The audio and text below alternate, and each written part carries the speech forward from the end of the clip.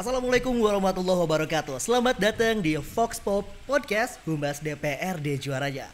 Masih barengan Gagang Ray, kali ini di episode keempat. Gagang Ray seperti biasa bakal ngobrol bareng dengan anggota DPRD Provinsi Jawa Barat. Dan kali ini spesial banget karena beliau ini adalah seorang ibu, seorang perempuan datang dari Subang, ya asli Subang. Kok bisa tahu ya? Bisa tahu ya.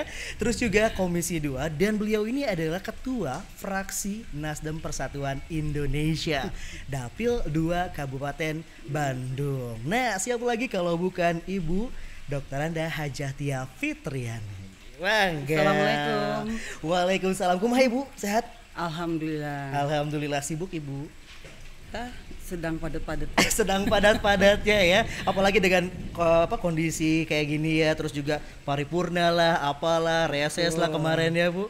Tapi mengasihkan. Mengasihkan, Iya. kenapa Bu mengasihkan? Karena buat saya pada saat reses adalah saat yang sangat-sangat mengasihkan. Sangat-sangat Karena yang mengasihkan. Saya bisa bertemu langsung dengan masyarakat. Betul. Saya bisa langsung bersentuhan dengan permasalahan yang ada di dapil saya. Langsung terjun ke dapil lah ya. Langsung berbelesekan. Langsung berbelasangan. Dan yang paling seru Bu ketika masuk reses itu ada nggak ingatan yang paling wah ini gitu? Reses apa tuh? Kejadian apa yang paling mengingat di reses Bu? Buat saya kegiatan reses yang paling sangat meninggalkan bekas luar biasa dalam adalah pada saat pertama kali saya turun reses 2014. 2014. Itu ada salah satunya ada masyarakat di situ menyampaikan bahwa di desa mereka yang namanya pemukiman itu tergerus oleh air. Oke. Dan mereka sudah mengajukan bantuan bronjong itu sejak 8 tahun yang lalu. 8 tahun yang lalu. Ya, Oke. tapi tidak ada belum ada tanggapan dari pemerintah. Oke. Saya suarakan setelah kalau saya sendiri setiap saya turun reses, terus terang buat saya itu kalau orang lain mungkin langsung bebas ya. Langsung bebas ya. Kalau saya PR itu langsung Langsung numpuk merekam di sini. terus numpuk di jalan itu jangan jalan. Saya di sana pun saya udah langsung berusaha untuk gimana caranya gitu. bagaimana menyelesaikan itu. Oke. Gitu kan. Akhirnya alhamdulillah pada akhirnya dalam waktu 3 bulan bantuan tersebut bisa turun juga. Alhamdulillah. Setelah kita kawal langsung. Terus ada lagi kejadian juga. Itu pada tahun berapa ya? Pada saat itu saya reses, itu hanya masalah pohon. Pohon. Tapi keberadaan pohon ini berada di pinggir jalan utama gitu ya. Jadi ini kan kalau pohon milik pemerintah itu kan tidak bisa ditebang sembarangan. Oke, betul. Dan Harus aspirasi yang disampaikan adalah pohon tersebut ternyata berada di jalan yang dilalui oleh masyarakat, anak sekolah. Semuanya. Dan itu aspirasinya sudah lama disampaikan. Oke. Pohonnya sudah meranggas dan pada saat dilaporkan kembali kepada saya di dalam reses tersebut ternyata betul ada anak yang tertimpa pohon, batang pohonnya. Batang gitu kan. pohonnya. Akhirnya saya kawal langsung, saya coba koordinasi karena katanya di atas jalan provinsi. Ya saya akan ngajarnya ke provinsi dulu, iya. dinas terkait ya, walaupun lintas komisi bagaimana lagi. Bagaimana lagi? Ya, kita coba untuk walaupun saya koordinasi juga dengan ketua komisi terkait ya, karena itu kan etika lah. Betul. Jadi saya sampaikan itu. Nah itu pada saat itu akhirnya yang namanya jalan tersebut pohon tersebut ternyata tidak semudah itu kan. Oke. Karena itu berhubungan nanti juga bisa kena orang takut dihukum juga kan. Oke. Nah akhirnya setelah ditelusuri sampai dinas terkait kita turun ke sana, ternyata jalannya itu adalah jalan milik kabupaten. Berarti wewenangnya ada di kabupaten. Sedangkan kalau masyarakat taunya kan dewan dapil sini pasti ya, bisa pasti urusannya ke sini ya. gitu. Berarti itu lintas kewenangan. Betul. Akhirnya saya koordinasi, alhamdulillah pada saat itu ketemu dengan Pak Bupati saat itu langsung disampaikan lah. Langsung. Karena buat saya itu adalah sebuah masalah besar ya. Oke. Pertama kenyamanan masyarakat terusik. Betul. Keselamatannya juga ini sangat riskan ya kalau sampai terjadi lagi gitu kan. Saya sampaikan langsung ke Pak Bupati. Langsung aja. Dan alhamdulillah pada saat itu ada dinas terkait, langsung dipanggil dinasnya. Ini Bu Tia minta ini katanya pohon gitu kan. Bu pohon. Ya, saya langsung dikasih nomor teleponnya tuh. Udah tenang nih, Iya. udah tenang, tapi saya nggak diem. Oke. Saya terus dengan rekan di dapil kita ada pengawalan. Oke. Jadi rekan di dapil selalu saya kontak terus. Gimana pohon udah hilang belum? Gitu.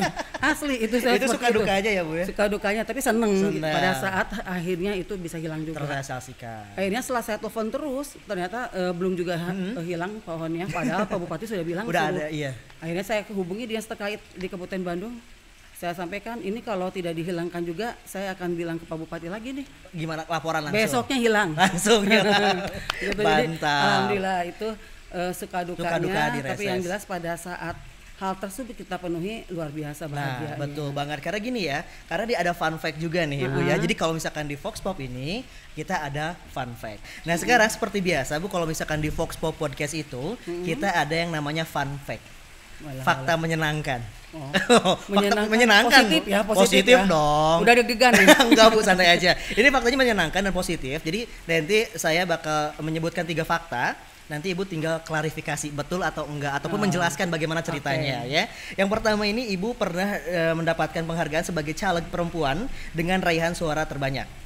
Karena Ibu kan 2 kali ya. Waktu itu waktu pas di Susukuran kalau tidak salah ya.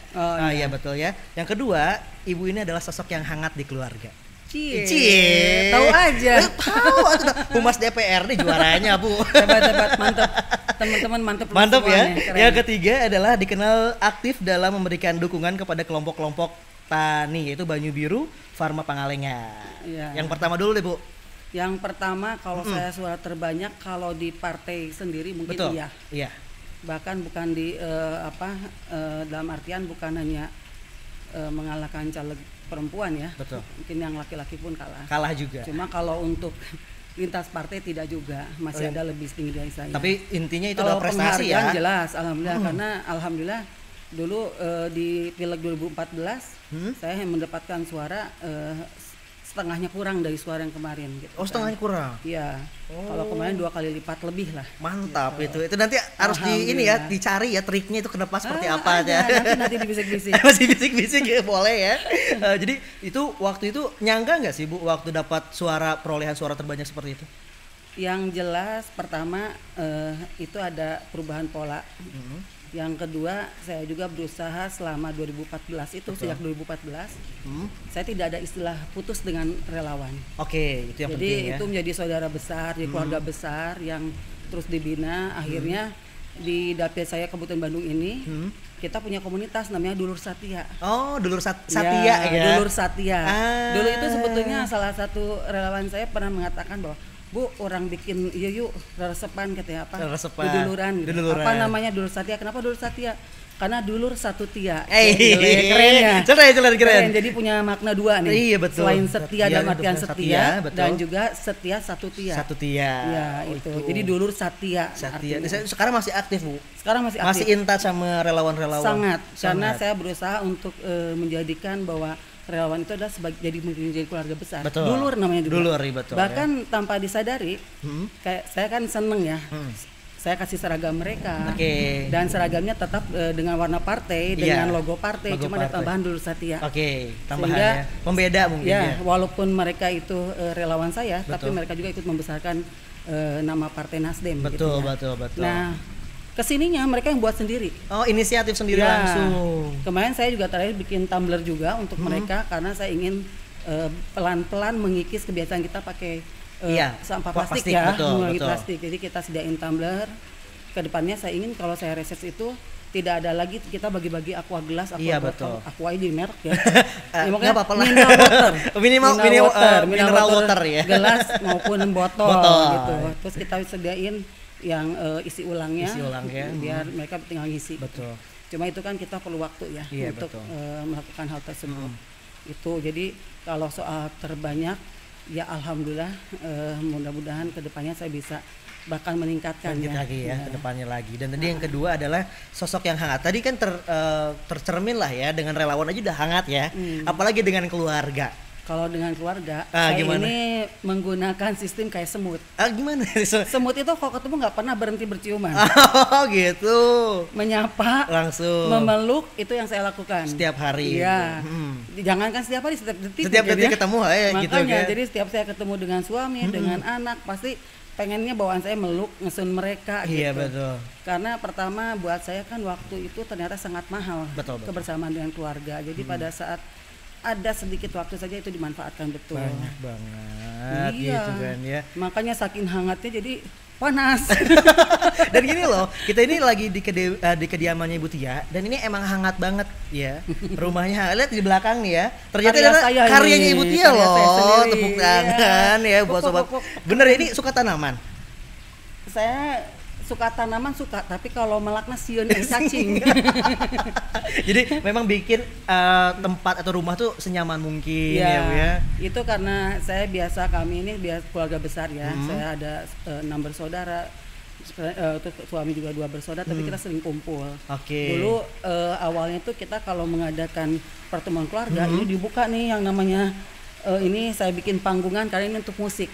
Buat hiburan. Untuk hiburannya gitu. Jadi terus belakangnya biar jadi backgroundnya perhijauan. Jadi biar lebih indah lagi. Itu ada ikannya bukan ikan koi loh. Ikan apa Bu? Ikan nila. Oh dikira piranha Bu.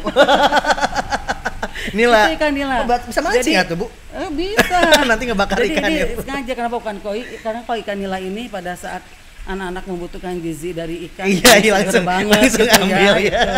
Dan saya uji coba juga bagaimana cara melihara ikan nila itu di lingkungan rumah. Karena saya punya konsep bahwa pada saat nanti masyarakat tidak seperti saya ini, mereka dengan lahan yang sempit, mereka tetap bisa membudidaya ikan. Meskipun tempatnya sempit, lahannya sempit. Ya ini uji coba saya, karena waktu itu saya dari Komisi 2 memberi bantuan bibit ikan. Nah, saya sisihkan sedikit, saya coba gimana sih memelihara ikan ini. Ternyata sangat mudah, gampang banget. Dan itu tinggal kita tularkan ilmunya kan. Tinggal dibagikan, di-sharekan kepada. Ya betul. Jadi praktek langsung lah. Nggak cuma dongeng. Ya nggak cuma dongeng, googling doang. Gini gitu kan, tapi ngalamin praktekin langsung. Dulu. Jadi jatuh bangunnya kita ngerasain sendiri. Dulu ya. Dan ini banyak banget ini berapa kali tuh Bu? Berapa bibit? Banyak apa jadinya berapa banyak gitu? Ini bibit ikan ini cuma sedikit loh. Jadi mereka itu ternyata sangat mudah beranak pinak ya. Dan itu juga tidak memerlukan waktu dan tenaga yang berlebih juga untuk memeliharanya. Itu luar biasa loh pada saat kebayang kondisi sekarang pandemi gini. Iya betul. Serba sulit. Untuk mencari lauk saja susah gitu. Nah sekarang kalau di rumah kita ada. Kenapa tidak lebih mudah kan? Kita langsung ya Bu ya ke fun fact ketiga. Dikenal aktif dalam memberikan dukungan kepada kelompok-kelompok tani khususnya Banyu Biru Farm Pangalengan. Itu boleh dijelasin nggak Bu? Jadi awalnya anak-anak penggiat ini luar biasa. Ini Mas Damar ya, pendatang tapi sangat mencintai lingkungan. Jadi awalnya mereka ini pertama kenal dengan saya itu mereka tadinya bergerak di bidang peternak ayam petelur ya. Ayam petelur. Pada saat itu saya bantu alat penetas telur sesuai kebutuhan. Dengan ternyata dengan berkembangnya pada saat ini berhubungan dengan pandemi ini ternyata yang bertahan itu malah di pertanian. Pertaniannya. Kan? Akhirnya mereka bergerak di pertanian, memanfaatkan dari mulai lahan-lahan tidur yang tidak produktif. Bekerja sama akhirnya mulailah ini dengan benih kentang nih yang luar biasa. Pertamanya. Ya, masalahnya gini, kentang ini kan di kita kebutuhan untuk benih kentang ini sampai dengan saat ini masih belum terpenuhi. Nah, ini dari Mas Damar ini mereka berusaha juga untuk menjadi pemulia benih. Itu yang saya apresiasi sekali ya. Saya apresiasi sekali karena tambah lagi mereka ini masih muda. Dan yang luar biasa prinsipnya mereka ini juga bukannya mencari pekerjaan tapi membuka peluang kerja. Dan anak-anak muda mereka giring sehingga saya jadi berpikir bahwa nah inilah apa yang dimimpikan oleh Pak Gubernur ya. Pak Gubernur kan ini sekarang meluncurkan program petani milenial. Itu makanya saya mau daftar. Makanya nyambung banget. Makanya saya sudah mengangkat juga ke Pak Gubernur. Pak Gubernur jangan kecil hati, saya bilang. Ternyata minat kaum milenial ini sudah mulai ke pertanian gitu kan. Tinggal sekarang kita mudahkan akses mereka untuk ke permodalan dan sebagainya. Karena itu yang paling susah mungkin. Ya, gitu. Itu hebat. Berarti benar-benar ya fun fact-nya semuanya benar ya Bu ya? Benar. Tahu aja ya. Humas DPR juaranya. Keren. Tapi gini ya, dengan fun fact terus juga dengan cerita Ibu dari reses dan yang lain-lain, berarti Ibu ini sangat concern banget sebagai anggota DPRD ya? Ya, betul kan? Karena buat saya dulu pengalaman 2014 saya maju di Pileg 2014 pun karena saya sangat peduli dengan masyarakat. Oke. Dan ini dukungan penuh dari suami, Oke. mantan pacar. Mantan pacar saya ini 1000% mendukung dan ya? anak-anak juga. Mendukung. Saya punya anak cuma 2, waktu itu masih pada kecil. Mereka mendukung semua. Jadi intinya perempuan itu bisa maju pada saat diberikan kepercayaan dan juga kesempatan. Oke, nah ini berbicara tentang perempuan diberikan kesempatan. Ya. Nah ini kalau berbicara tentang perempuan dan parlemen ya Bu ya, kan bisa dikatakan keterlibatan perempuan ini kan masih kurang. Betul. Sebenarnya masalahnya apa? Masalahnya sangat banyak. Oke. Ya, kebetulan nih bulan Maret ini kan merupakan bulan perempuan internasional. Betul. Tanggal 8 ya, 8 Maret. Ya. Tanggal 9 Maretnya sudah dinyatakan sebagai Hari Perempuan Nasional. Betul. Jadi berangkat dari situ memang perempuan sampai dengan saat ini khususnya untuk terjun ke dunia politik ini mereka masih ibaratnya masih belum kita kan harusnya keterwakilan 30%. Iya, 30% betul. Nah, ini kita bisa lihat juga dari Provinsi Jawa Barat saja, anggota DPRD Provinsi Jawa Barat. Dari 120 kursi, itu yang terisi untuk perempuan hanya 24 orang. Kalau misalkan sisanya 96 laki-laki. Iya betul. Berarti harus 36 harusnya ya. Ya, itu pun sebetulnya yang pada saat ini 24 itu 2 orang itu kan PAW. Hasil PAW kan. Iya betul. Kalau PAW kan nggak bisa kita hitung sebagai betul. Karena bukan kursi duduk. Kursi duduk ya. Berarti sebetulnya bukan 20%, kita baru 18%. Masih 18% jauh daripada 30 ya. Kurang 12% itu. Tapi kalau kita melihat ke DPR RI dari Dapil Jawa Barat, ternyata keterwakilannya sudah memasuki 27%. Tinggal 3% lagi. Iya, jadi ada 91 kursi untuk Dapil Jawa Barat. Untuk DPR ini itu terisi 25 orangnya perempuan. Dan sisanya adalah laki-laki sebanyak 66 orang. Cuma pada saat kita melihat lagi ke daerah, ke DPRD tingkat 2, ternyata ini keterwakilannya turun banget gitu. Jadi contoh lah, saya ambil di dapil saya ya, di Kabupaten Bandung. Dari kursi 55 itu yang terisi oleh perempuan hanya 8 kursi. Dari 55. Jadi laki-laki 47. Betul. Akhirnya kita cuma terwakili sebanyak 14%. 14%. Itu setengahnya juga enggak ya Bu ya? Setengahnya juga enggak gitu. Jadi ya ini yang membuat pada akhirnya kami perempuan juga memang sama-sama ingin memperjuangkan. Bahwa dunia politik ini bukan sesuatu yang tabu. Betul. Karena sebetulnya politik itu kan sebuah seni. Iya betul. Seni bagaimana mengolah, bagaimana caranya kita mencapai sesuatu yang kita inginkan. Betul. Nah sekarang saya minta uang jajan ke suami juga itu kan termasuk politik. Gimana caranya? Uang saku saya ditambah. Nah, gitu kan? apakah di meja makan, Pak nambahin dong gitu kan? Atau colak-colek, ya itu. Ciwit-ciwit gitu ya. Itu kan termasuk politik juga. Jadi pada saat ini saya juga berusaha untuk selalu makanya kemarin pada saat sosialisasi 4 pilar, saya pakai kesempatan di bulan Maret kemarin itu untuk menghadirkan para perempuan Kabupaten Bandung dari 31 kecamatan. Kita hadirkan, kita mulai untuk mereka mengenal. Dari situ kan kalau itu tentang 4 pilar. Tapi dalam reses pun selalu saya libatkan. Dalam reses pun. Dan juga selalu kita ingatkan bahwa perempuan punya hak yang sama. Jadi itu memang harus pelan-pelan lah. Jadi pelan-pelan. Apakah ada juga paradigma perempuan mah udah tong jauh-jauh tinggi sedapur kene? Itu yang memang masih berlaku. Iya, makanya perempuan.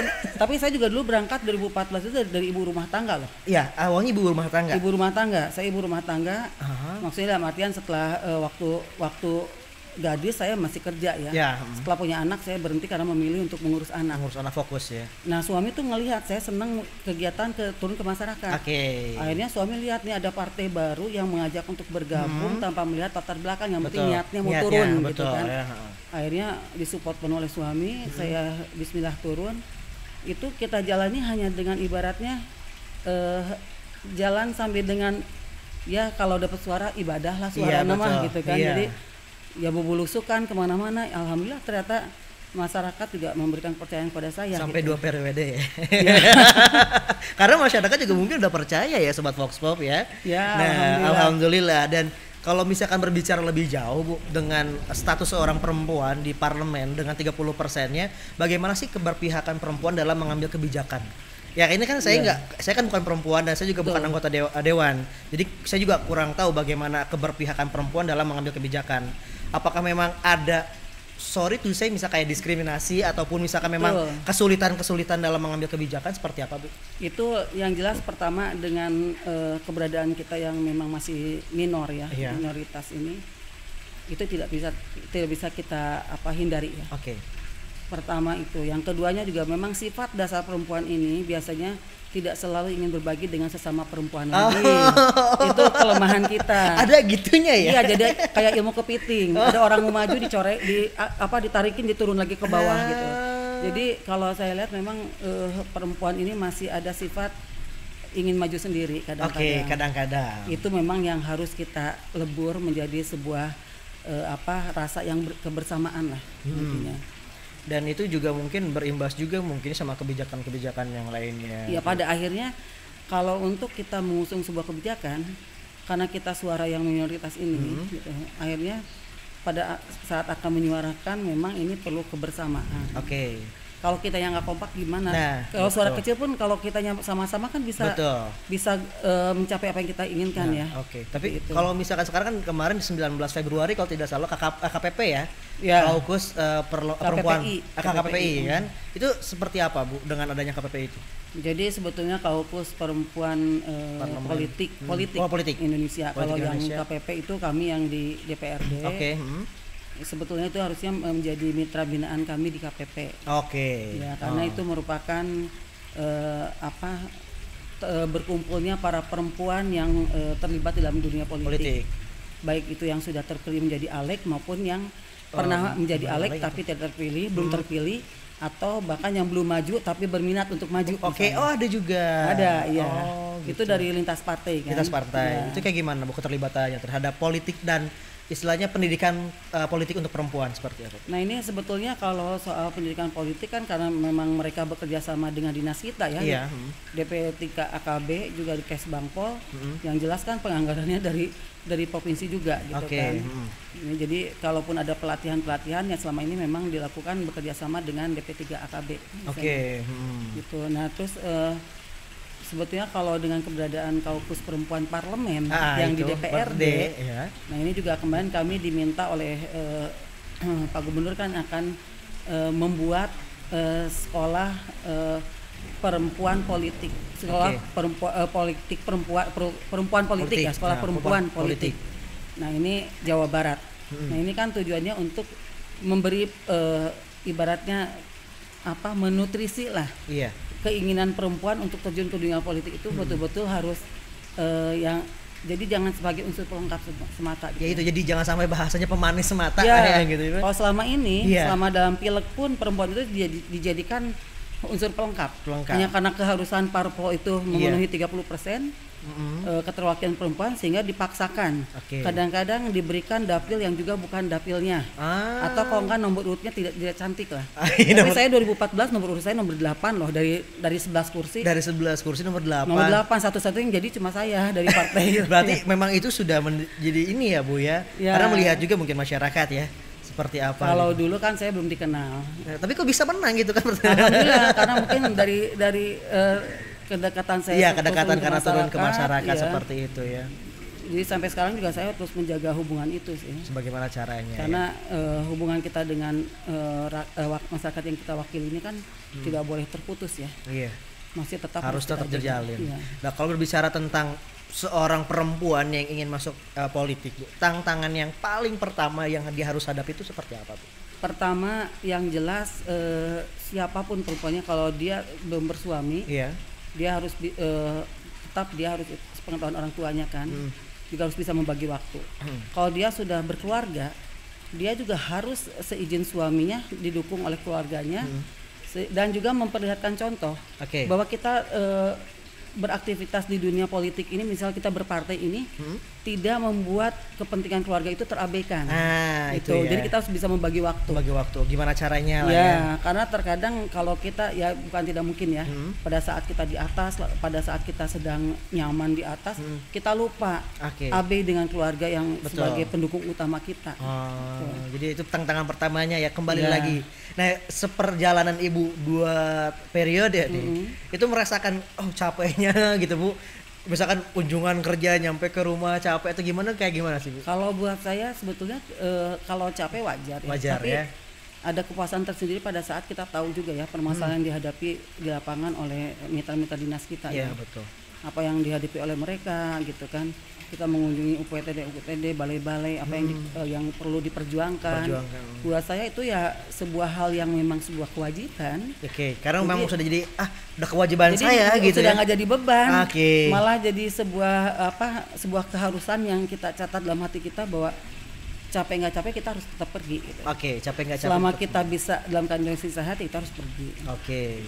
Dan itu seperti itu. Terutama kalau misalnya kegiatan rapat dengan komisinya itu dengan mitra dilakukan di kantor misalnya, itu saya mutlak harus datang. Saya usahakan bagaimana caranya ya. Tapi kalau misalkan selama perjalanan ini kan udah PRDD ya, ada nggak anak atau suami yang mengeluh gitu ataupun juga atau manggilnya ibu gitu kan, bu di rumah gitu sehari atau pernah nggak kayak gitu?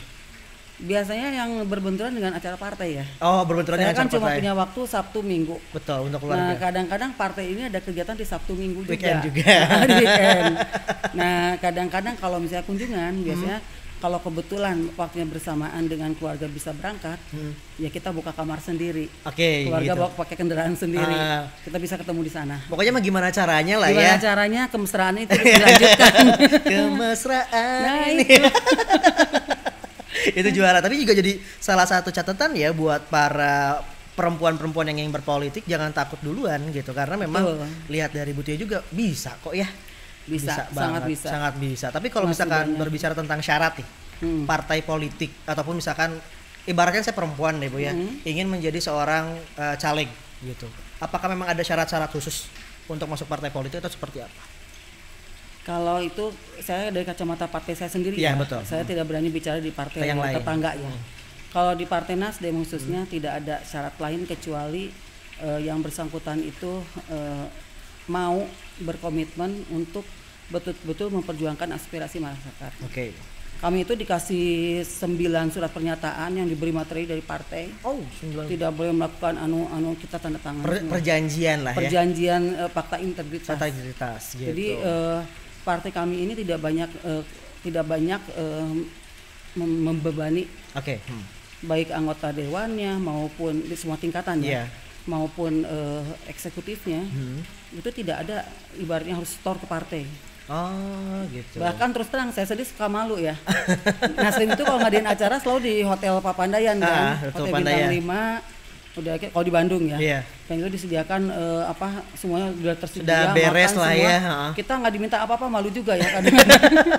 Makanya satu-satunya cara saya berusaha bekerja sebaik-baiknya. Bagaimana caranya saya kontribusi dengan masyarakat dan partai adalah bagaimana saya bisa memberikan yang terbaik gitu ya. Gitu aja akhirnya. Caranya seperti itu.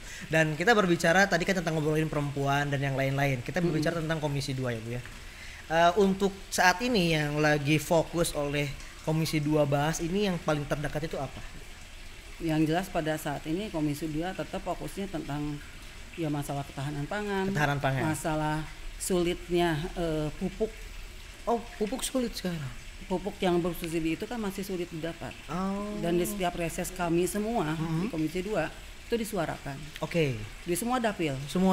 Dan itu memang PR utama kita karena kan pupuk bersubsidi ini kan dari pusat ya kebijakannya. Ini kita harus membantu mensupport juga dari DPRD Provinsi Jawa Barat ini, khususnya Komisi 2 mungkin ya. Kita harus bersama-sama mengawal ini supaya masyarakat itu dimudahkan dengan pupuk. Betul, karena juga memang kata tadi Ibu juga kan pertanian kan selama Covid ini kan yang malah jadi naik kan ya. Sebetulnya pertanian yang tidak terimbas dengan adanya Covid. Jadi makanya kami menyuarakan di Komisi 2 ini bahwa ini yang namanya pertanian ini harus disupport betul. Kalau tidak disupport ya akhirnya kan kita bagaimana kita mau mandiri secara ketahanan pangannya bisa mandiri kalau seandainya kita tidak disupport sepenuhnya.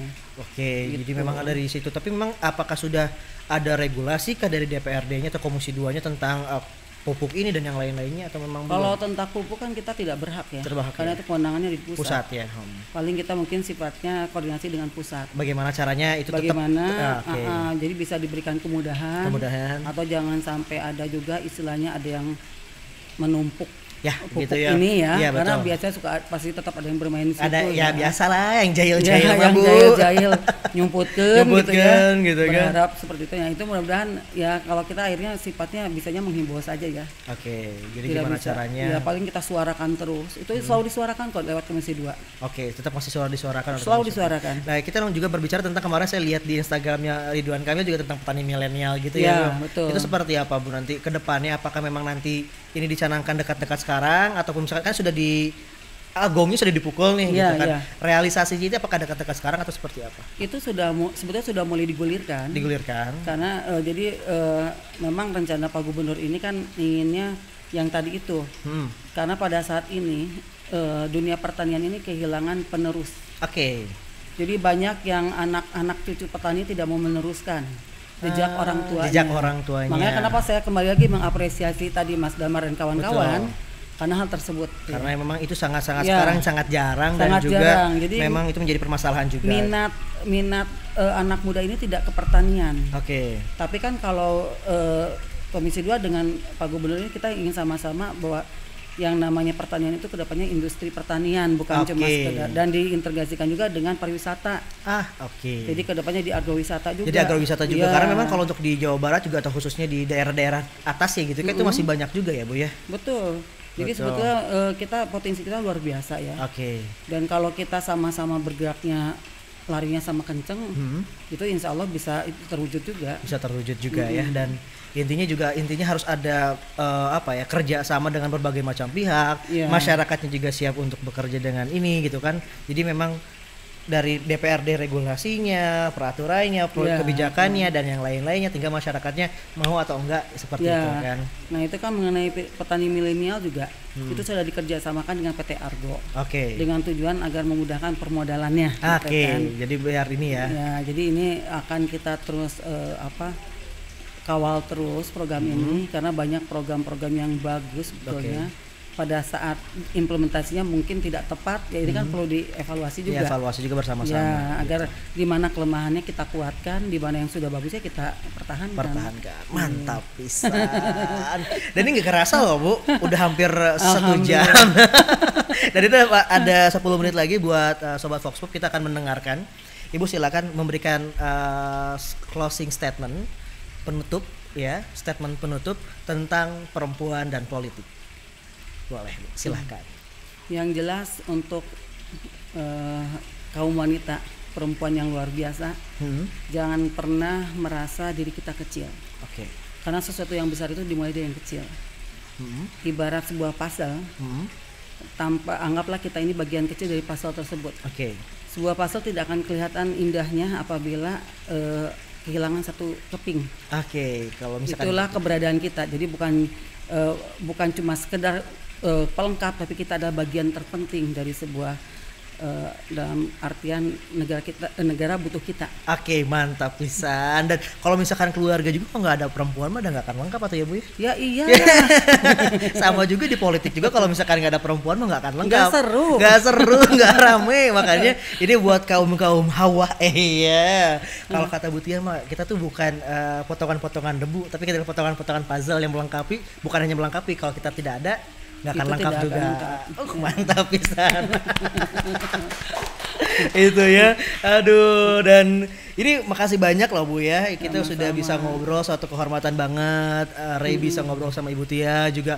Ternyata perempuan itu adalah sosok yang bisa dikatakan dalam parlemen itu bukan sebagai pemanis, tetapi menjadi salah satu corong juga ya. Betul. Untuk kebijakan-kebijakan yang ada khususnya untuk masyarakat semuanya. Terima kasih banget Ibu atas waktunya. Tapi sebelum kita closing ya Bu ya, ada game dulu nih. Ada game dulu. Ini disebutnya dengan question of life. Gaya ya question of life. Apa nih? Jadi gampang banget. Nanti Ray bakal ngajuin pertanyaan. Ibu langsung jawab dengan apa yang berada di pikiran Ibu pertama kali. Nah, jadi nggak usah mikir banyak, langsung plek. Udah nyantol nih. Nyantol ya. Ini ada 5 pertanyaan. Ini sebenarnya simpel-simpel aja. Siap Bu? Siap. Saya akan merasa bahagia ketika Saya bisa memenuhi keinginan masyarakat. Saya ingin memenuhi keinginan masyarakat, mantap. Banyak orang yang tidak tahu bahwa saya adalah seorang yang Saya itu seorang yang susah menolak permohonan orang lain. Orang lain. Jadi, Bu, ini oh iya siap gitu ya. Menurut saya tercapainya kesuksesan adalah ketika kita berusaha dengan sesungguhnya semaksimal mungkin. Optimal. Jika saya bisa memutar waktu kembali, maka saya ingin kembali ke masa pada saat saya lebih muda. Lebih muda. Karena saya akan lebih punya tenaga untuk memperjuangkan masyarakat di Jawa Barat, dapil saya. Mantap. Dan terakhir, jika saya diberikan kekuasaan yang lebih besar, apa yang dilakukan pertama kali? Saya ingin bahwa apa yang dikeluhkan tentang ketidakmerataan dalam kesejahteraan ini bisa betul-betul ditingkatkan kembali. Yang jelas saya ingin bahwa jangan ada lagi masyarakat yang merasa dimarginalkan. Terutama kan pada saat ini masih tetap terjadi ya di beberapa daerah ya. Dan juga pembangunan akhirnya terhambat hanya karena berbeda pilihan politik. Itu banget. Jadi juga harus diperhatikan juga ya. Dan itu adalah jawaban question of life dari Ibu Tia. Mantap. itu jawabannya beda-beda tapi seragam semua ya. Jadi jawabannya lebih kepada bagaimana saya bisa mengabdikan kepada masyarakat. Intinya ke situ kan ya Bu ya. Dan ini benar-benar menjadi salah satu inspirasi banget buat para sobat Vox Pop di rumah, apalagi khususnya para perempuan-perempuan di sana ya. Bagaimana menjadi seorang perempuan di parlemen ataupun di politik itu adalah bukan sebuah pemanis ataupun pelengkap, tetapi sebagai keharusan untuk memberikan ataupun menyuarakan aspirasi perempuan juga khususnya dan masyarakat umumnya. Mantap bisa. Iya, keren banget. Enggak ini karena ngobrolnya sama Mutia jadi keikutan keren gitu. Saya mah cuma ngopi-ngopi aja tadi ucapannya Mutia. Ibu terima kasih banget sama-sama. Mohon maaf ini ya di waktu diganggu waktunya apalagi di rumahnya. Terima kasih. Ini rumahnya homey banget, enak banget. Ya, alhamdulillah. Semoga Ibu sehat selalu, Bapak sehat selalu dan keluarga sehat selalu. Reng ngucapin semuanya terima kasih dan terima kasih juga untuk Humas DPRD Jabar. Mantap. Kalau gitu kita pamit dulu ya Bu ya. Terima kasih dan pokoknya buat sobat Vox Pop jangan lupa untuk follow Vox Pop Podcast di Spotify-nya. Episode 4-nya jangan lupa ya tentang perempuan dan parlemen dan juga di YouTube DPRD-nya ataupun di Humas DPRD-nya langsung aja Vox Pop Podcast. Like, komen, subscribe, and share-nya. Kalau kayak gitu, Reja pamit, Humas DPR Reja pamit. Wassalamualaikum warahmatullahi wabarakatuh. Bye-bye.